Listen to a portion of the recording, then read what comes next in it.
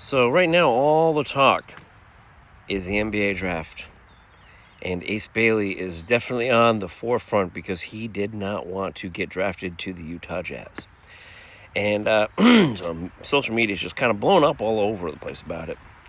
A lot of mixed feelings about it, too. Some people are like, why would Utah draft him? He didn't want to go there. He didn't take any interviews. He didn't do any practices for them. Why would they do that? And then the other flip side is, they're all a bunch of spoiled babies and brats. And, entitled. They're not happy to be drafted. It was to get to the league, to make the millions, all that other stuff. From an organization, the NBA draft is to help build your team, to make it better. And you take the best possible available player, whether or not they interviewed or not. I mean, you can clearly see any game tape that these guys have, so they can see. They got eyeballs. They can see what he's got, see what he can do.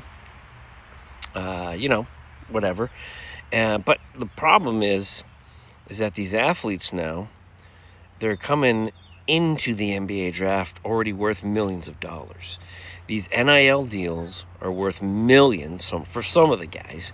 So they're coming in and they're like, I don't really care. I'm already worth $2.5 million. Or whatever it is that they're getting from these deals.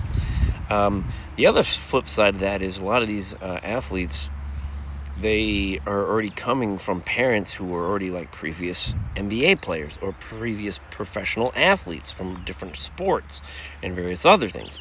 So the aspect of, them being entitled, they're just used to already coming from money. The days of like, I come from the streets of Akron, or, coming from Brooklyn, New York. That's just... I mean, look at our number one draft pick, Cooper Flagg, coming from Maine. The number one guy in the country from Maine. Think about that. The traveling in Maine alone is huge. I mean, to get to any other good ball in Maine, you're going to have to travel out of state.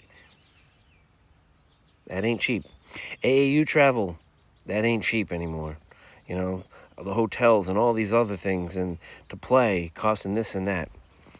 Basketball is not as expensive as hockey, but it's getting pretty pricey. So those days are long gone, people. But hopefully it'll pan out in Utah, and he'll have a good career. Part 2, maybe.